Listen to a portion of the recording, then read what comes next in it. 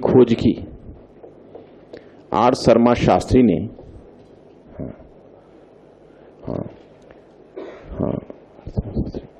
1905 में कौटिल्य के अर्थशास्त्र की खोज की। अब देखो, अभी तुम देख रहे हो कौटिल्य के अर्थशास्त्र की खोज, तो लग रहा है हाँ भाई कौटिल्य का अर्थशास्त्र तो क्या है, लेकिन जब तुम कौटिल्य के अर्थशास्त्र को बृहद परिप्रेक्ष्य में देखोगे तब पता चलेगा कौटिल्य का अर्थशास्त्र 1905 में कितनी महान उपलब्धि मानी गई थी। क्योंकि 1905 का ही वर्ष है जब एक छोटा सा पिग्मी राष्ट्र जापान के हाथों रसिया जैसा एक जाइंट नेशन को पराजित किया गया था। तो जापान के हाथों रूस हारा था और 1905 में ही कौटिल्य के अर्थशास्त्र की खोज हुई थी। तो उसको माना जाता है एशिया के उत्थान से जोड़ा जाता है कि उसके साथ एशिया का उत्थान हुआ। कहोगे क्यों कौटिल्य के अर्थशास्त्र में एशिया का उत्थान क्यों? आगे अनुभव करोगे, जब आगे का जब काल में तुमको कराऊंगा तो आगे मैं अनुभव कराऊंगा। क्योंकि केवल पढ़ना ही पर्याप्त नहीं है, read feel and think. Read के साथ आपको थिंक और फील भी करना चाहिए, एवरीथिंग, यही मेरा मोटो है। अब तुम समझ सकते हो कि मैकियावेली एक विद्वान था पश्चिम का, 16वीं सदी के यूरोपीय विद्वान का नाम था मैकियावेली। तो मैकियावेली के बारे में कहा जाता है कि वही दुनिया में राजनीतिक यथार्थवाद का जनक था। इससे पहले जो राजनीति पर जो भी लिखते थे वो आदर्श की बातें करते थे, महान महान बातें करते थे कि राजा आपके पिता है, प्रजा उसके पुत्र है। जैसे तो राम राज्य में राम ने सब कुछ अपनी प्रजा के लिए त्याग दिया और प्रजा भी राम के लिए अपना सब कुछ त्यागने के लिए तैयार रहते थे। तो पहली बार मैकियावेली ने के बारे में कहा गया कि उसी ने इस धारणा को खंडित किया, कहा कि ऐसा कुछ नहीं है, राजा अपने स्वार्थ से प्रेरित होता है, प्रजा अपने स्वार्थ से प्रेरित होता है। तो स्वार्थ पर आधारित संबंध है। और उसने राजा को कुछ कुछ प्रैक्टिकल चीजें बताई कि जनता को कैसे अपने प्रभाव क्षेत्र में रखा जाए। तो ये बहुत नई चीज मानी गई, इसको राजनीतिक यथार्थवाद कहा गया। मैंने आदर्शवाद से हट के यथार्थ की बात करने लगा। तो उसमें पश्चिम वालों ने कहा कि भाई आधुनिक राज व्यवस्था के जन्मदाता तो हम है, क्योंकि मैकियावेली को हमने पैदा किया। जब कौटिल्य का अर्थशास्त्र 1905 में आया तो कहा अरे मैकियावेली से 2000 वर्ष पहले हमारे यहाँ कौटिल्य आ चुका था जो ये बात कह चुका था। Are you getting this point or not? और उसी वर्ष जापान के हाथों रूस की पराजय हुई तो कहा कि एशिया का उत्कर्ष है। It was suppose to be, Sunil Khilnani लिखते हैं इनकार्नेशंस नामक अपने बुक में कि द डिस्कवरी ऑफ अर्थशास्त्र and defeat of Russia at the hand of Japan were projected as the resurgence of Asia as a whole. एक तरफ सैनिक क्षेत्र में जापान चुनौती दे रहा है रशिया को और वैचारिक क्षेत्र में भारत चुनौती दे रहा है उसकी पश्चिम को। तो ये अपने आप में एक बहुत बड़ी उपलब्धि 1905 के वर्ष में मानी गई। अगर सिर्फ पढ़ते हो कि हाँ भाई कौटिल्य का अर्थशास्त्र आर शर्मा शास्त्री ने खोजा और 1905 में खोजा, केवल इतना ही पर्याप्त नहीं, खोजा उसका एक बहुत बड़ा इंपैक्ट पड़ा।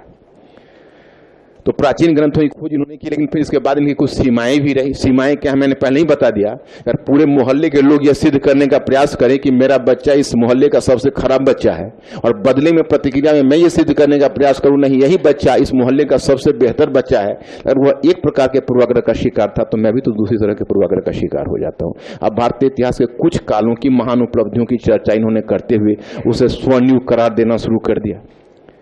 तो स्वर्णयुग जैसी अवधारणा कुछ कालों के लिए। और दूसरी चीज यह है कि इन्होंने राजनीतिक इतिहास पर तो लिखा, सांस्कृतिक इतिहास पर भी लिखा, लेकिन आर्थिक सामाजिक इतिहास पर पर्याप्त रूप में नहीं। आर्थिक सामाजिक इतिहास को इन्होंने दरकिनार किया। फिर जो प्राच्यवादियों ने और उपयोगितावादियों ने गलती की थी, ये गलती इन्होंने भी की। इन्होंने अपने अध्ययन स्रोत के रूप में संस्कृत ग्रंथों को ही आधार बनाया और पाली और प्राकृत जैसे ग्रंथ में आगे भाषा बताऊंगा कि संस्कृत तो अभिजातीय कुलीनों की भाषा थी, ब्राह्मणों की भाषा थी, और पाली और प्राकृत जनसामान्य की भाषा थी। लेकिन अगर आप संस्कृत को महत्व देते हो और पाली और प्राकृत जैसे लोक भाषा को अस्वीकार करते हो तो लोक तक आप पहुंचोगे कैसे? लोक चेतना का ज्ञान आपको कैसे होगा? आप तो बस अभिजात विचारों में ही उलझ कर रह जाओगे। ये समस्या इनके साथ भी आ गई। और लास्ट में कह सकते हो कि भले ही इन्होंने जेम्स मिल के नामकरण को तो चुनौती दे दी, नामकरण को तो चुनौती दे दी, परंतु काल विभाजन को चुनौती कहां दी? यह भी मध्यकाल का आरंभ मोहम्मद घोरी के आक्रमण से ही मानते रहे। तो सीमाएं दे दो, सीमाएं दे दो। पॉइंट फर्स्ट,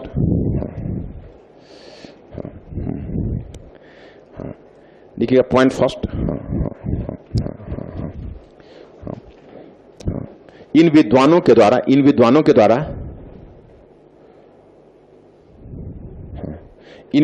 द्वारा प्राचीन भारत के कुछ कालों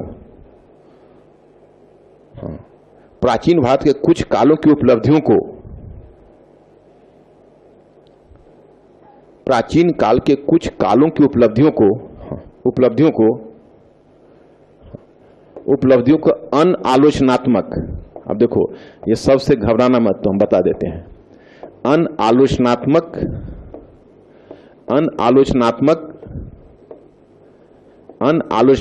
ढंग से उद्घाटित किया गया, अनालोचनात्मक ढंग से उद्घाटित किया गया,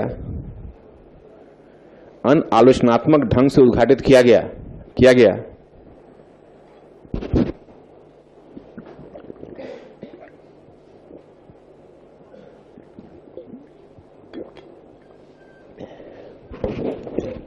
अनालोचनात्मक ढंग से उद्घाटित किया गया और उसे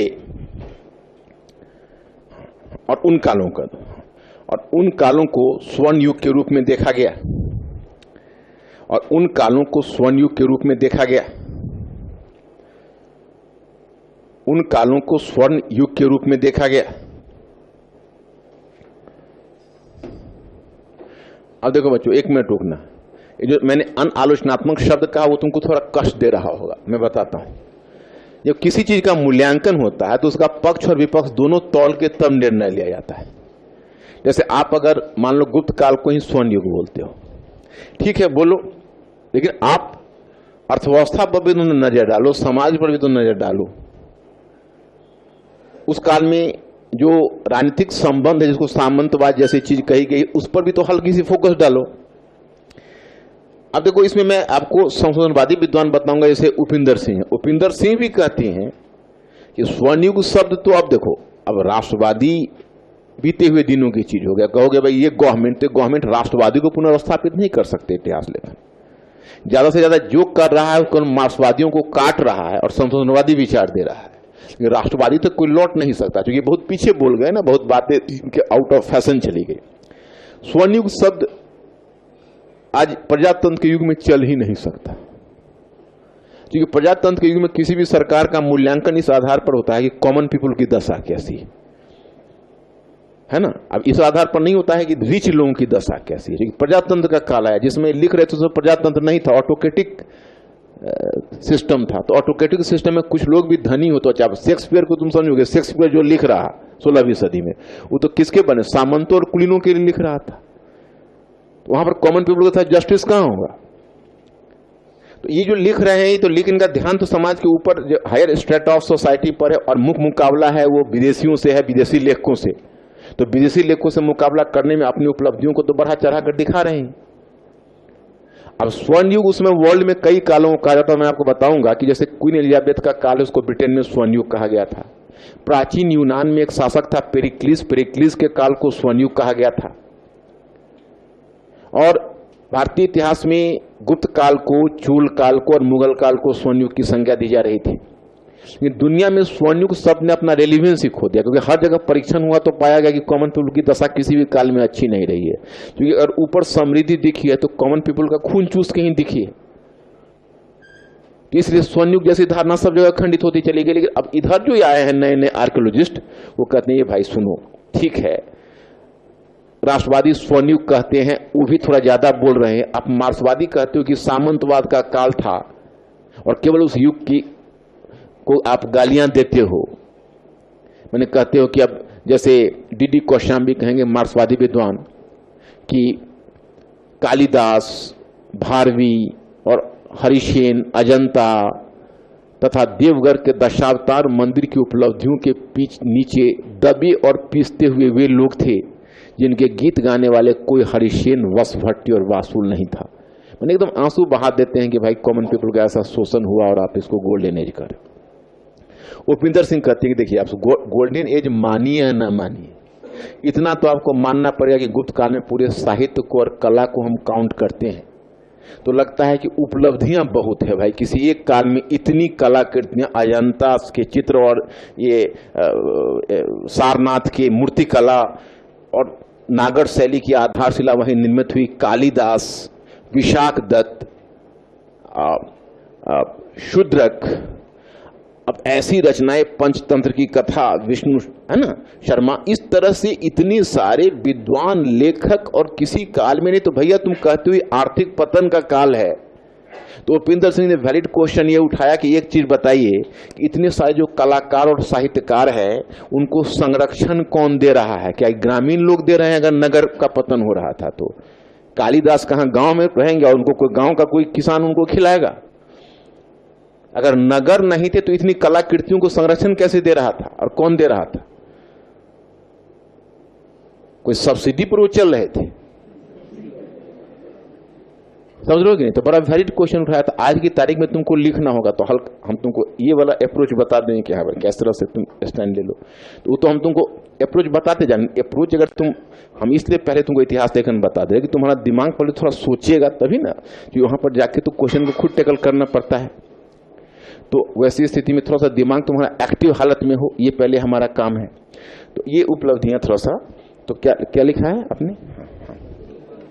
हाँ, नेक्स्ट पॉइंट फर्स्ट ही है ना, पॉइंट 2 लिखिए। हाँ। इन विद्वानों के द्वारा राजनीतिक और इन विद्वानों के द्वारा राजनीतिक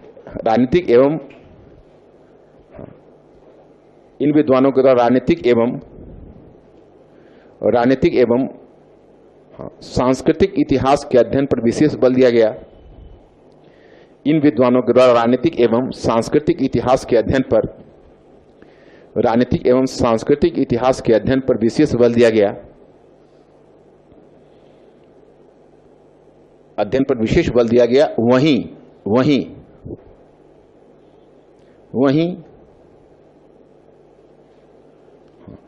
वहीं सामाजिक सांस्कृतिक आर्थिक सामाजिक इतिहास को अपेक्षाकृत नजरअंदाज किया गया। आर्थिक सामाजिक इतिहास को अपेक्षाकृत नजरअंदाज किया गया।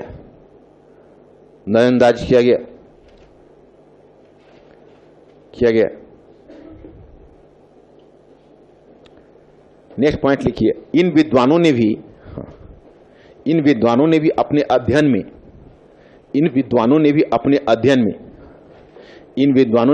अध्ययन में संस्कृत ग्रंथों को ही महत्व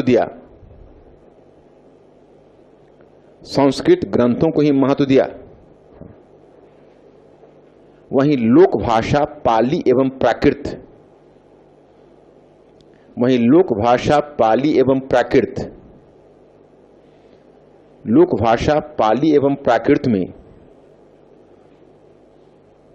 प्राकृत में लिखित ग्रंथों को नजरअंदाज किया।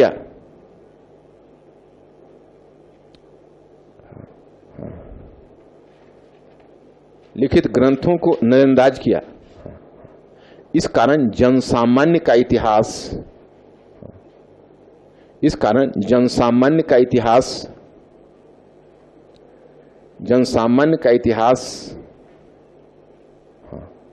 महत्व नहीं पा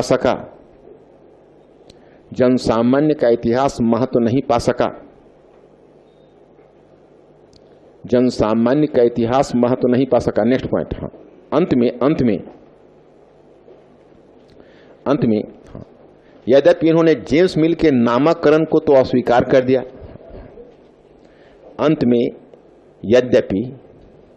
यद्यपि इन्होंने जेम्स मिल के नामकरण को तो अस्वीकार कर दिया,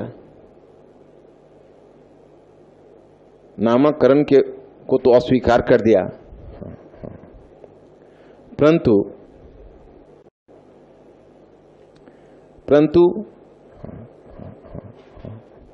उसके काल विभाजन के आधार को बने रहने दिया।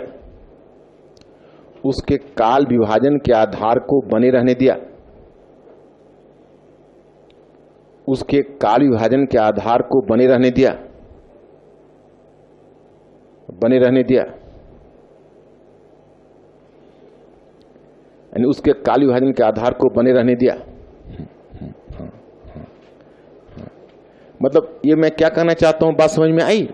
जैसे उन्होंने नामकरण में तो हिंदू काल, मुस्लिम काल, ब्रिटिश काल को अस्वीकार करके प्राचीन काल, मध्य काल और आधुनिक काल कह दिया।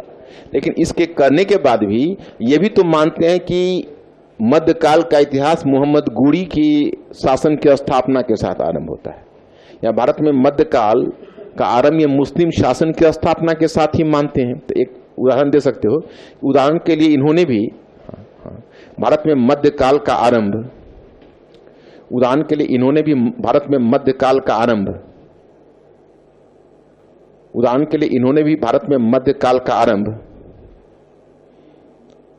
भारत में मध्यकाल का आरंभ मुस्लिम शासन की स्थापना के साथ माना। इन्होंने भी भारत में मध्यकाल का आरंभ मुस्लिम शासन की स्थापना के साथ माना, मुस्लिम शासन की स्थापना के साथ माना।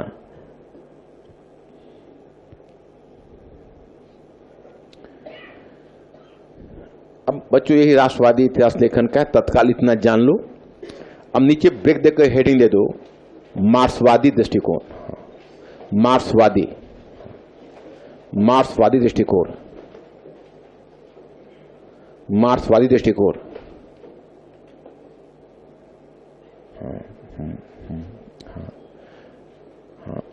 लिखिएगा, हाँ हाँ हाँ हाँ हाँ हाँ, लिखिए, हाँ लिखिए, हाँ हाँ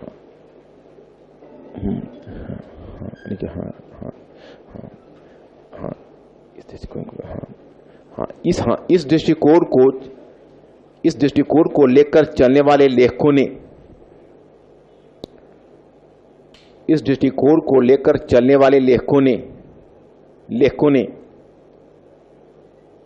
ने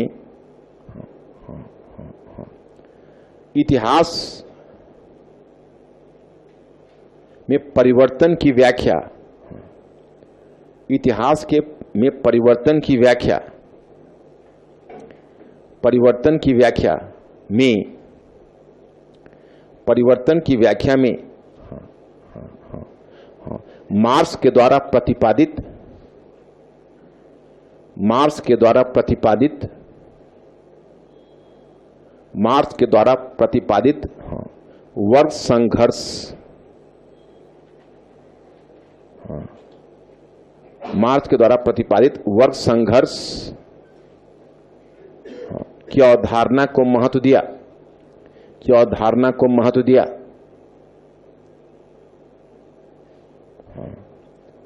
महत्व दिया, महत्व दिया। हाँ, इसलिए इन्हें मार्क्सवादी कहा गया।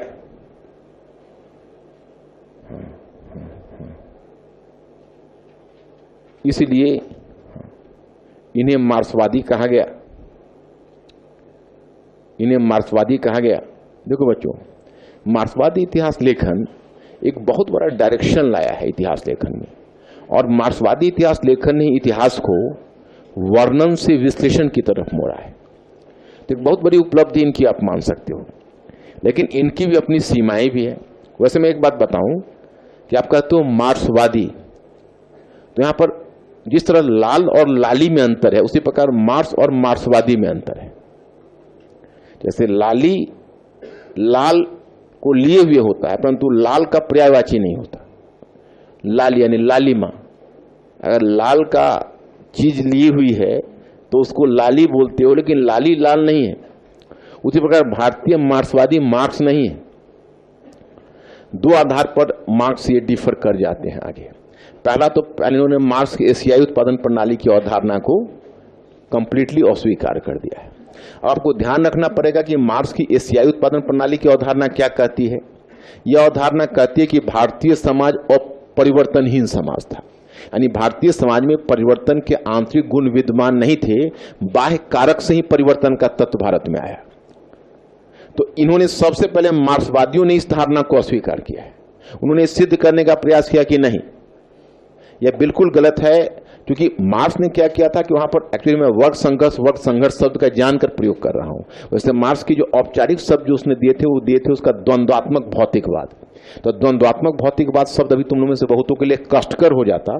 तुम्हारी सुविधा को ध्यान में रखकर द्वंद्वात्मक भौतिकवाद की जगह मैं वर्ग संघर्ष शब्द का यहां पर ज्यादा प्रयोग कर रहा हूं, कि so that you have to be familiar with the term. तो आप अगर देखते हो यहां पर you are just observing here, that is known as वर्ग संघर्ष, तो क्लास कॉन्फ्लिक्ट जिसे बोलते हो। तो ये क्लास कॉन्फ्लिक्ट को मार्क्स ने पश्चिम के संदर्भ में क्लास कॉन्फ्लिक्ट अथवा वर्ग संघर्ष की अवधारणा दी थी, और वर्ग संघर्ष को मार्क्स ने परिवर्तन का एक मूल कारण माना था कि that is a major factor of change. तो यूरोप में वो माना था वर्ग संघर्ष, और भारत के संदर्भ में कहता था कि वर्ग संघर्ष नहीं है। मार्क्सवादियों ने कहा कि नहीं, भारत में भी वर्ग संघर्ष है और वर्ग संघर्ष के कारण परिवर्तन होता है। अब देखो इनका मोटे तौर पर, तुम मेंटली अलर्ट हो क्या, मोटे तौर पर इनकी व्याख्या क्या है। ये मान के चलते हैं, दो शब्द का इन्होंने प्रयोग किया है। एक शब्द है उत्पादन के साधन, और उत्पादन के साधन का मतलब हुआ अर्थव्यवस्था, या कह सकते हो आर्थिक संरचना। उसको उन्होंने कहा मूल ढांचा, आर्थिक संरचना को उन्होंने कहा मूल ढांचा। तो इनका देखो मोटे तौर पर व्याख्या क्या है, तुम मेंटली अलर्ट हो। जैसे मार्क्स का, मैं पहले मार्क्स बता देता हूं, फिर मार्क्सवादी। मार्क्स और मार्क्सवादी में थोड़ा सा फर्क है, लाल और लाली की तरह। जैसे मार्क्स ने कहा कि उत्पादन के साधन अर्थात अर्थव्यवस्था पर कब्जा करने के लिए दो वर्गों के बीच निरंतर संघर्ष होता है। मार्क्स कहता है कि इतिहास में परिवर्तन कैसे होता है, तो उसी परिवर्तन की व्याख्या करते हुए कहता है कि उत्पादन के साधन पर कब्जा करने के लिए दो वर्गों के बीच निरंतर संघर्ष होता है, और जो वर्ग विजेता बन जाता है वो उत्पादन के साधन पर कब्जा कर लेता है। तो उत्पादन के साधन पर कब्जा तो कर लेता है, परंतु उसकी चिंता वहीं समाप्त नहीं हो जाती है। उसकी चिंता वहीं समाप्त नहीं हो जाती है, क्योंकि वह इस बात को भली भांति जानता है कि अभी तो हमने उत्पादन के साधन पर कब्जा कर दिया, लेकिन जो वर्ग संघर्ष तो रुक नहीं जाता। उसका मानना है कि वर्ग संघर्ष निरंतर होता है। तो जो वर्ग विजेता होता है वो अर्थव्यवस्था पर नियंत्रण स्थापित कर लेता है, उत्पादन के साधन पर कब्जा कर लेता है। अब उसने जब उत्पादन के साधन पर कब्जा कर लिया तो उसकी चिंता यह होती है कि भविष्य में यहां से हमें कोई विस्थापित ना करे, इसलिए जानबूझकर वो, जैसे उसने मूल ढांचा आर्थिक ढांचे का नाम दिया, तो ऊपरी ढांचा वो कहता है राजनीतिक ढांचा, सामाजिक ढांचा, सांस्कृतिक ढांचा। मैंने राजनीतिक व्यवस्था, सामाजिक व्यवस्था, सांस्कृतिक व्यवस्था को वो ऊपरी ढांचा कहता है, और आर्थिक व्यवस्था को, अर्थव्यवस्था को वो मूल ढांचा कहता है। तो कहता है कि जब दो वर्गों के बीच जो संघर्ष होता है, ये मैं बड़ा फंडामेंटल चीज आपको बता रहा हूं, चाहे वो इतिहास हो या कोई विषय हो, मार्क्सवादी व्याख्या यही कहे। चाहे वो इतिहास हो, समाज शास्त्र हो, राजनीतिक शास्त्र हो, लेकिन व्याख्या यही कॉमन मार्क्सवाद का हर जगह चलेगा। बस मोटे तौर पर तुमको समझ लेना है कि वो कहता है कि आर्थिक ढांचा, मूल ढांचा पर जो कब्जा, मूल ढांचा इसलिए कहता है कि सारा परिवर्तन यहीं से हो रहा है। अब इस पर जिसने कब्जा किया उसको डर है कि भविष्य में कहीं हमें विस्थापित न कर दे, इसलिए वो राजनीतिक संरचना में, सामाजिक संरचना में और सांस्कृतिक संरचना में अपने हित के अनुकूल परिवर्तन ला देता है। तो जब अगर कोई नया वर्ग अगर आर्थिक ढांचे पर कब्जा करेगा, तो राजनीतिक ढांचे पर, सामाजिक ढांचे पर और सांस्कृतिक ढांचे पर अपने ढंग से वह परिवर्तन लाएगा, क्योंकि वो जानता है कि जब तक यहां हम परिवर्तन नहीं लाएंगे तो इस पर हमारी, जैसे उत्पादन के साधन है, तो उत्पादन के साधन को वो कहता है मूल ढांचा,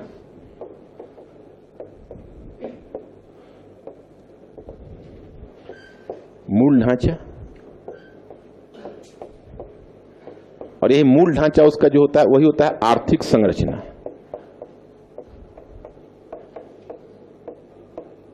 और उसका मानना है कि ये जो ढांचा ऊपर होता है, तो ऊपर में वो जो ऊपरी ढांचा जिसको बोलता है, तो उसका मानना है कि जैसे ऊपरी ढांचा में है राजनीतिक, सामाजिक, सांस्कृतिक, इसको वो मानता है। सांस्कृतिक में विचारधारा वगैरह सब आ जाता है। तो इसको थोड़ा समझना, अगर थोड़ा सा मेंटली अलर्ट नहीं रहोगे तो इसको नहीं समझ पाओगे, और अगर इसको समझ गए तो एक बहुत बड़ी व्याख्या समझ गए। तो अब राजनीतिक, सामाजिक, सांस्कृतिक ढांचा ऊपरी ढांचा मानता है, तो मानता है कि उत्पादन के साधन पर जो वर्ग कब्जा करता है, तो उसको डर होता है कि दूसरा वर्ग इस पर से हमको धक्का देकर हटा देगा। तो इसमें इस तरह से परिवर्तन, मैंने राजनीतिक संरचना को इस प्रकार से बनाएगा ताकि वह उसके हित में जाए, सामाजिक संरचना को इस प्रकार बनाएगा ताकि अर्थव्यवस्था पर हमारी नियंत्रण मजबूत रहे, मतलब ऐसे सामाजिक नियम बना देगा। जैसे उसका कहना था कि जब सामंतों का नियंत्रण यहाँ हुआ तो हमारा समाज भी सामंती था, हमारी सोच भी सामंती थी, क्योंकि ऊपर से सामंतों ने हमारी सोच को इस प्रकार से बदला। अब जैसे रामायण की कथा देख, तो रामायण की कथा चाहे जो भी है, गुप्तकालीन के वैल्यू सिस्टम को व्यक्त करता है, पुरुष प्रधान समाज को व्यक्त करता है। पत्नी के साथ देखते हो तुम, अगर महाभारत देखो तो उसका अपने युग की इन्वायरमेंट को व्यक्त करता है। तुम जिस युग की रचनाएं देखो उस युग के जो प्रभावी वर्ग है उसके पॉइंट ऑफ व्यू को व्यक्त करता है। शेक्सपियर की रचना है, 16वीं सदी के जो कुलीन है उनके सोच को व्यक्त करता है।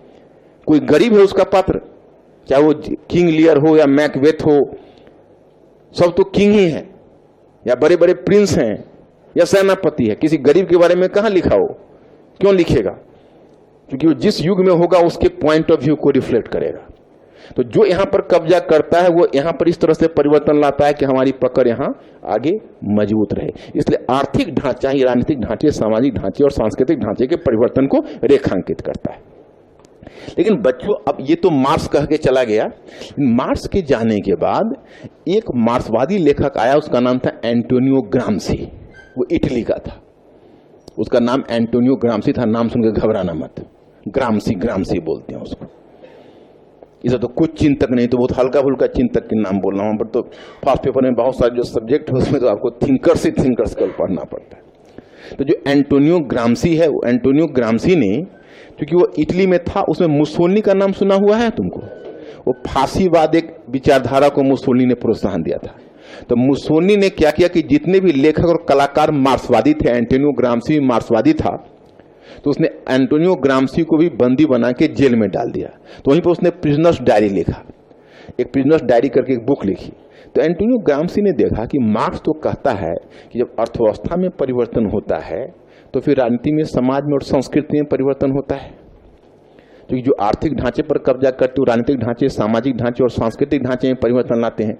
मुसोलिनी तो हद कर दी, ये फांसीवादी विचारधारा फैलाया और फांसीवादी विचारधारा के माध्यम से सत्ता पर कब्जा कर लिया और तब अर्थव्यवस्था को ही बदल डाली। तो इसका कहना है, इसका मतलब है कि मूल ढांचा ही ऊपरी ढांचा को प्रभावित नहीं करता है, बल्कि कई बार ऊपरी ढांचा भी मूल ढांचा को रूपांतरित कर देता है। तो इसका मतलब अगर मूल ढांचा ऊपरी ढांचा को आकार देता है तो ऊपरी ढांचा भी मूल ढांचा को अपने ढंग से प्रभावित करता है। इसलिए मूल ढांचा और ऊपरी ढांचा दोनों के परस्पर द्वंद्व की व्याख्या के आधार पर इतिहास की व्याख्या की जानी चाहिए।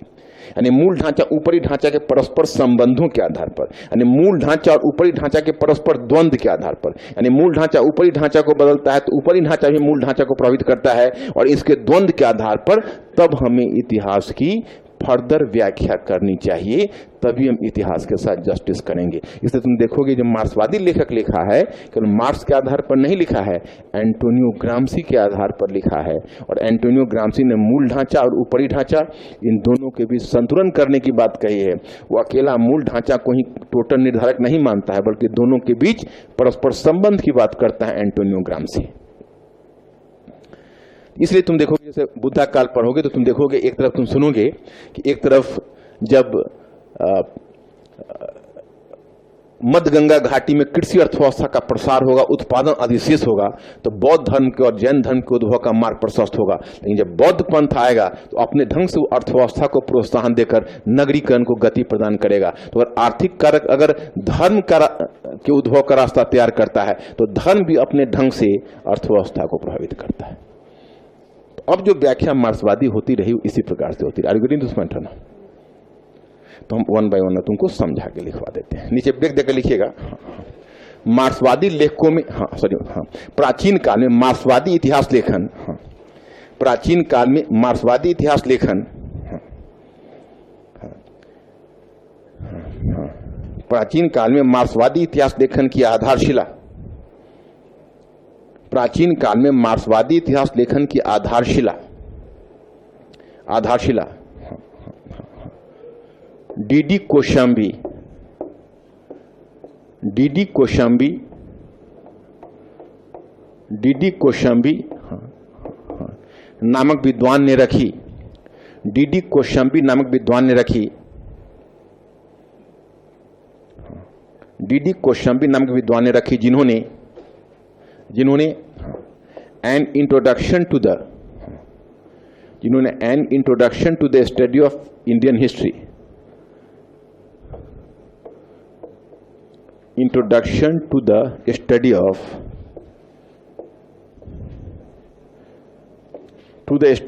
इंडियन हिस्ट्री,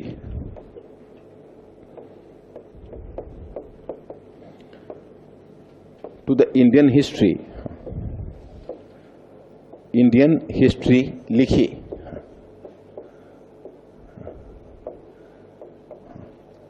– 1956 में लिखी थी।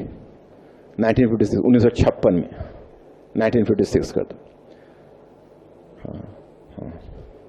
N introduction to the study of Indian history. ये बुक कभी कभी यूजीसी में पूछ देता है कि किसने लिखी, किस मार्क्सवादी लेखक ने ये बुक लिखी थी। एन इंट्रोडक्शन बड़ा फेमस बुक है क्योंकि यही ने मार्क्सवादी इतिहास लेखन की नींव रखी। आगे R S Sharma,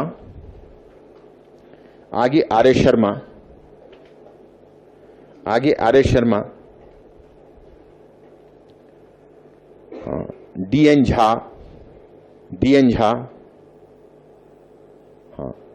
we N S Yadav Allahabad university से थे और R S Sharma, D N Jha Delhi university से थे। पटना से पढ़े थे, फिर दिल्ली में आए। तथा वी एन एस यादव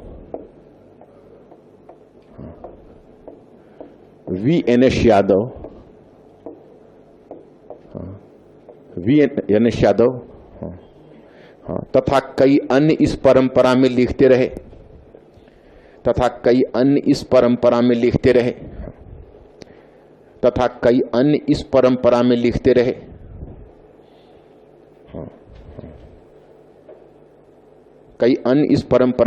रहे। देखो मैंने आपको बताया कि जैसे डीडी कोशाम्बी बेसिकली हिस्टोरियन पहले नहीं थे, बाद में हिस्टोरियन हुए। और बिपिन चंद्रा भी जो मॉडर्न हिस्ट्री में इतना योगदान था, वो पहले इंजीनियर थे, फॉरेन कंट्री से इन्होंने इंजीनियरिंग की थी, बाद में हिस्ट्री की तरफ आकर्षित हुए। तो देखो मॉडर्न में कितने बड़े विद्वान हो गए। ये मैथमेटिशियन थे, बाद में अपने पिता जेठे धर्मानंद कोसाम्बी के प्रभाव में, बुद्धिस्ट स्टडी के विद्वान थे, उन्हीं के प्रभाव में इन्होंने सीखा था। और मात्र 45 ईयर्स के एज में मर गए। अदरवाइज ये कुछ और भी कंट्रीब्यूट करते हिस्ट्री को। न्यूमिस्मेटिक्स को इन्होंने एस्टेब्लिश किया था। बाद में आर एस शर्मा बहुत लंबे समय तक सेवा की इतिहास की, 2011 में गुजरे हैं। यूपीएससी ने उनको सम्मान देने के लिए कम से कम 1.5 क्वेश्चन पूछा उनके बुक इंडियन फ्यूडलिज्म से, क्योंकि एंशिएंट हिस्ट्री में वो सब बहुत बड़े पिलर थे। फिर डी एन झा भी जीवित हैं, उन्हीं की शिष्य परंपरा से थे। डी यू मेहरिन काफी अब वो भी रिटायर्ड हैं। और V N S Yadav Allahabad university से थे। पॉसिबली शायद उनको लगता है उनका डेथ हो गया होगा अब तक, वो पहले काफी बीमार रहते थे। तो वो भी मतलब इस परंपरा में लिखते थे। और वी एन एस यादव हालांकि दिल्ली से नहीं थे, इलाहाबाद से थे, उन्होंने बहुत बड़ा कंट्रीब्यूशन किया है इसमें। और अभी वर्तमान में हमको पता नहीं कि वो जीवित हैं, लिख रहे हैं कि नहीं, हो सकता है कि हो भी, लेकिन अब हमको लगता है कि शायद एक्टिवली शायद काम नहीं कर रहे। तो इन विद्वानों का, अब रोमिला थापर तुम कहोगे तो रोमिला थापर की बड़ी अजीब विषय थी। उस अपने को सोशल हिस्टोरियन कहती हैं। सोशल हिस्टोरियन मैंने मार्क्सवादी नहीं कहती हैं, मतलब कोई अगर मार्क्सवादी उनको कह देता है तो चिढ़ जाती हैं। वो कहती हैं कि भाई लोगों की परंपरा रही है, विशेषकर आजकल के जो दक्षिणपंथी लेखक हैं उनकी परंपरा रही है कि प्राचीन काल में जो विरोधी विचार रखने वाले लोग थे उनको नास्तिक नाम दे देते थे, और अभी जो विरोधी विचार रखने वाले लोग हैं उनको मार्क्सवादी नाम दे देते हैं। मतलब उनका ये कहना था कि जैसे प्राचीन काल में, उनका कहना था कि प्राचीन काल में जैसे अब चारवाक है या अजित केशकमरिन है, जो ब्राह्मणों के अगेंस्ट में लिखा तो उसको नास्तिक करार दे दिया गया। तो उसी प्रकार से इनका कहना है कि प्राचीन काल में जो लिखते थे उस समय के अभिजात्य के अगेंस्ट में, तो उसको नास्तिक करार दे देते थे, अभी मार्क्सवादी करार दे देते हैं। तो वो अपने आप को सोशल हिस्टोरियन कहते हैं। बाकी लोग कहते हैं कि भाई वो भी मार्क्सवादी के ही भाई बिरादर हैं, कोई अलग नहीं है, मतलब वो भी वही हैं। तो खैर एनीवे, तो इस तरह से तुम देखते हो कि मार्क्सवादी। अब नीचे व्यक्ति का लिखिएगा विशेषता, डैश देकर, विशेषता करके डैश दे दो, पहले विशेषता करके डैश दे दो, डैश देकर लिखिए कि मार्क्सवादी लेखकों ने मार्क्सवादी लेखकों ने इतिहास की एक भिन्न व्याख्या प्रस्तुत की। इतिहास की एक भिन्न व्याख्या प्रस्तुत की।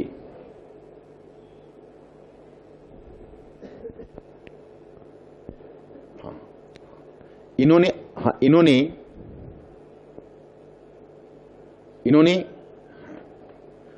इतिहास में आर्थिक ढांचा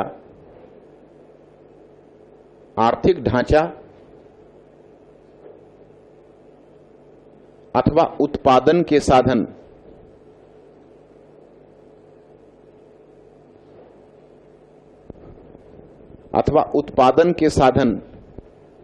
को विशेष महत्व देते हुए यह दर्शाया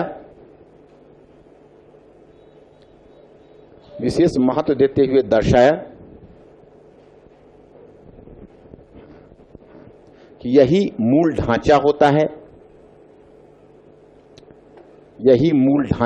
है और यह मूल ढांचा ऊपरी ढांचा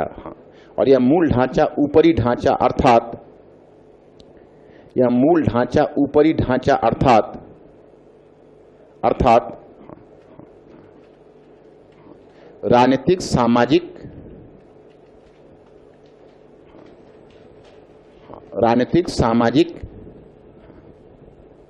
एवं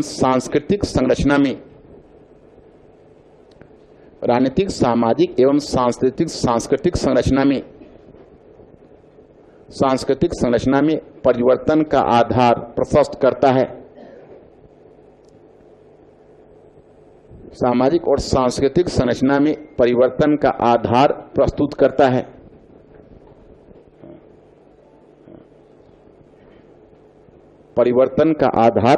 करता है। फिर उनका करता है। बदले में राजनीतिक, सामाजिक और सांस्कृतिक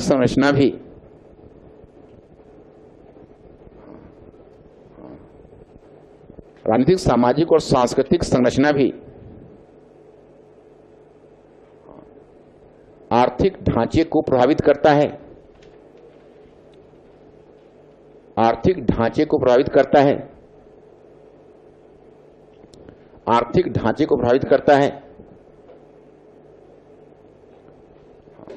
दूसरे शब्दों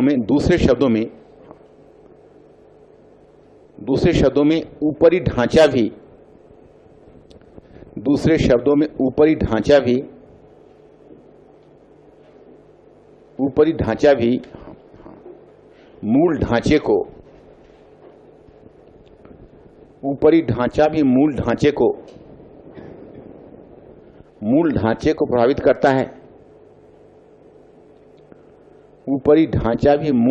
को प्रभावित करता है। अतः उनके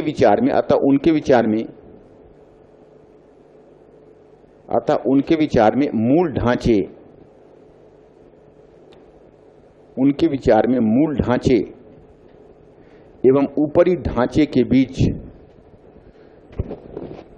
मूल ढांचे एवं ऊपरी ढांचे के बीच परस्पर संबंधों के आधार पर मूल ढांचे एवं ऊपरी ढांचे के बीच परस्पर संबंधों के आधार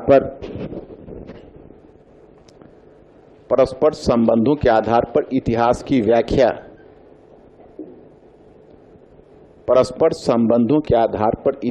व्याख्या की जानी चाहिए।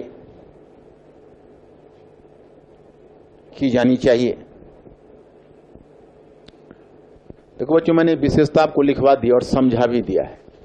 फिर घर पर एक बार जाके पढ़ लेना। अगर फिर भी ना समझ पाए तो कल पूछ लेना तुम हमको, तो हम फिर बाकी सेकंड टाइम भी समझा देंगे। लेकिन एक टाइम तुम घर पर जाके इसको पढ़ के इसको समझने का प्रयास करना। तो ये तो हो गई विशेषता।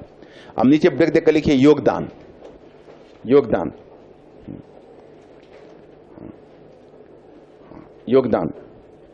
जब योगदान में पॉइंट फर्स्ट लिखो।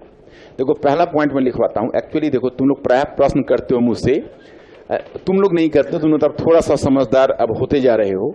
जो बिल्कुल नए बच्चे आते हैं ना, वो प्रश्न करते हैं कैसे सर सुनते इतिहास में बहुत फैक्ट्स होता है क्या।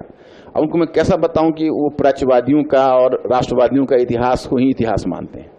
ये तो 1950 के दशक से ही इतिहास वर्णनात्मक से विश्लेषण परक हो गया। यानी इतिहास जो है वो राजनीतिक इतिहास से धीरे धीरे आर्थिक और सामाजिक इतिहास की तरफ यात्रा शुरू हो गई और इतिहास वर्णनात्मक से विश्लेषण परक हो गया।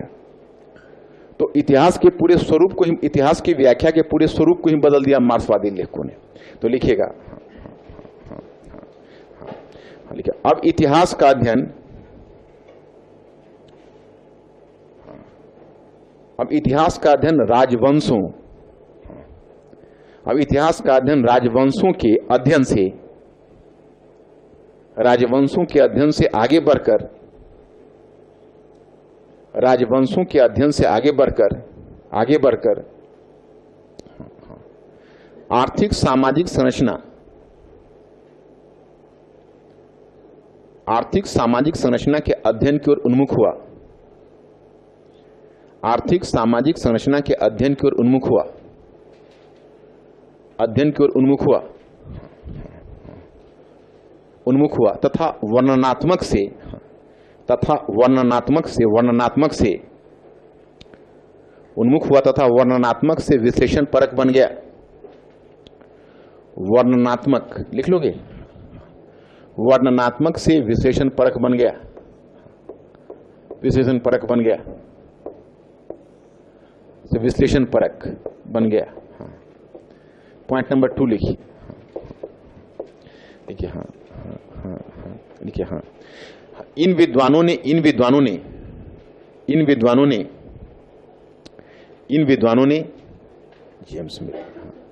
जेम्स मेल, इन विद्वानों ने जेम्स मेल के काल विभाजन को चुनौती देते हुए, काल विभाजन को चुनौती देते हुए,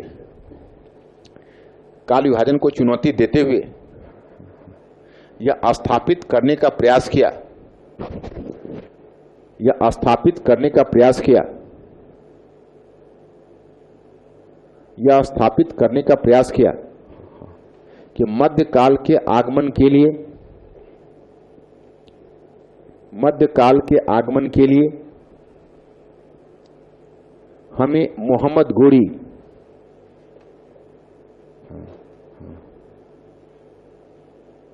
मध्यकाल के आगमन के लिए हमें मोहम्मद गोरी के आगमन की प्रतीक्षा नहीं करनी चाहिए, हमें मोहम्मद गोरी के आगमन की प्रतीक्षा नहीं करनी चाहिए, मोहम्मद गोरी के आगमन की प्रतीक्षा नहीं करनी चाहिए, नहीं करनी चाहिए, करनी चाहिए, बल्कि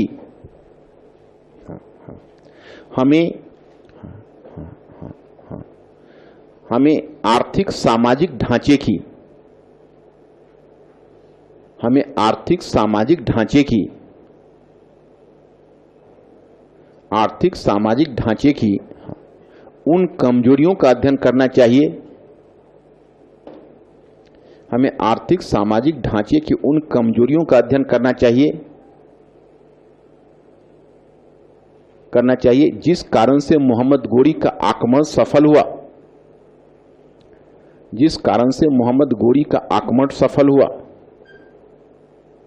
सफल हुआ,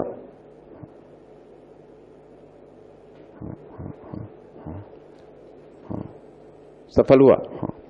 वह कारण था, वह कारण था सामंतवाद का उद्भव, वह कारण था सामंतवाद का उद्भव, वह कारण था सामंतवाद का उद्भव, उद्भव। अतः इन विद्वानों के अनुसार, अतः इन विद्वानों के अनुसार, इन विद्वानों के अनुसार, इन विद्वानों के अनुसार कि भारत में मध्यकाल का आरंभ, भारत में मध्यकाल का आरंभ, मध्यकाल का आरंभ सामंतवाद के उद्भव के साथ ही, भारत में मध्यकाल का आरंभ सामंतवाद के उद्भव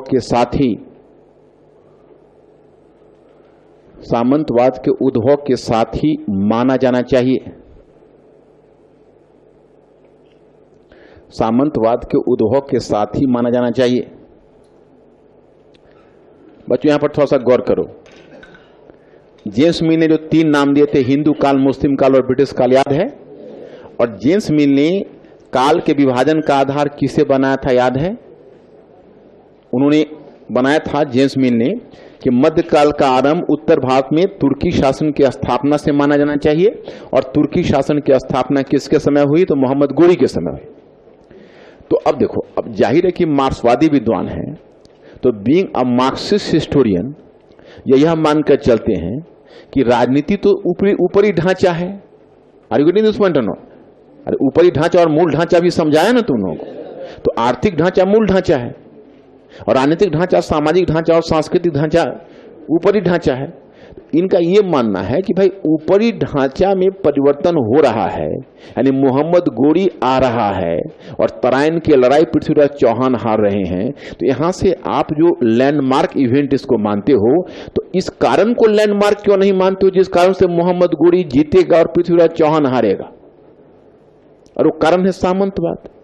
क्योंकि वो आए तो उनके पास एक विकसित मध्यकाल में, तुम देखोगे जब मैं पार्ट 3 में जाऊंगा तो मोहम्मद गोरी के विजय का कारण जानोगे कि तुर्की लोग जो भारत में आए थे तो एक विकसित एकता प्रणाली लेकर आए थे। उनकी जो पद्धति थी वो ज्यादा मजबूत थी। और भारत में उस समय जो राजपूतों में प्रचलित पद्धति थी, that was known as feudalism, सामंतवाद के नाम से।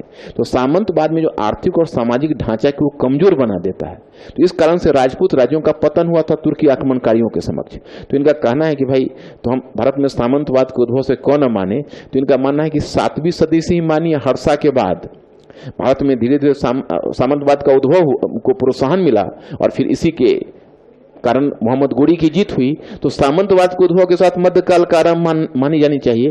तो बच्चों, आज जो तुम्हारा पूर्व मध्यकाल का, जैसे तुम अपना पाठ्यक्रम देखते हो, सिलेबस देखते हो, तो सिलेबस में लिखा रहता है प्राचीन काल 750 में जाके समाप्त हो जाता है। और 750 के बाद तुम्हारा दिया रहता है पूर्व मध्यकाल 750 से 1200 ईस्वी, और उत्तर मध्यकाल दिया रहता है सल्तनत काल और मुगल काल। हमने ब्लॉक 2 में ही पूर्व मध्यकाल का रखा है। तो पूर्व मध्यकाल जो पाठ्यक्रम में जोड़ा गया है वो तो मार्क्सवादी विद्वानों के प्रभाव से जोड़ा गया है। तो पूर्व मध्यकाल की तो अवधारणा रहती ही नहीं। आर यू दिस पॉइंट और नॉट? तो यहीं पर ब्रैकेट डाल लो ताकि तुमको ध्यान रहे। हाँ, कि अगर वर्तमान में इतिहास के पाठ्यक्रम में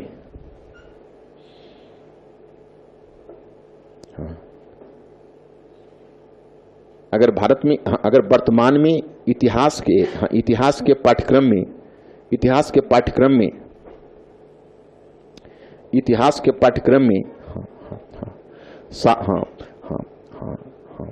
750 से 1200 ईस्वी के काल को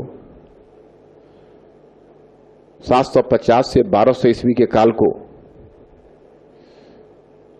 750 से 1200 ईस्वी के काल को एक पृथक काल करार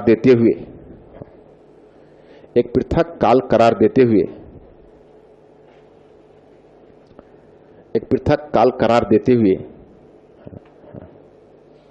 उसे पूर्व मध्यकाल की संज्ञा दी गई है। उसे पूर्व मध्यकाल की संज्ञा दी गई है।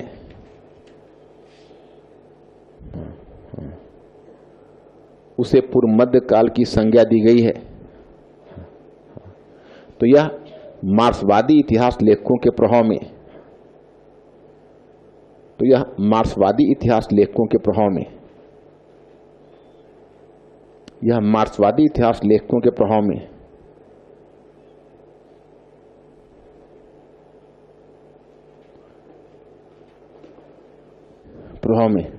ओके, इतना समझ गए होगे।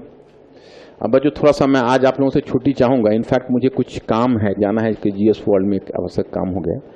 तो आज मैं तुम लोगों को थोड़ा 1 घंटा पहले छोड़ दूंगा। और कल भी तुम लोगों का क्लास थोड़ा अफेक्टेड रहा 2 अक्टूबर के कारण। इस वीक में तुम लोगों का थोड़ा सा है, फिर अगले वीक से फिर टाइट हो जाएगा शेड्यूल।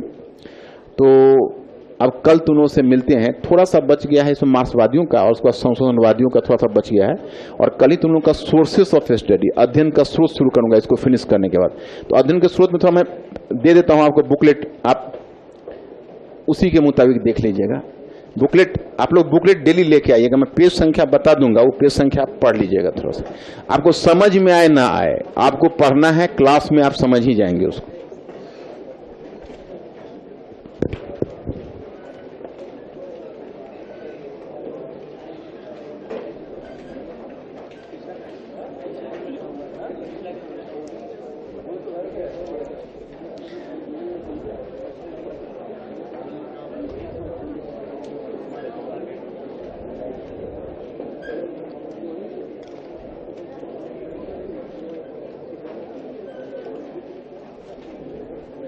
देखो आप पेज संख्या 8, 9, 10, 11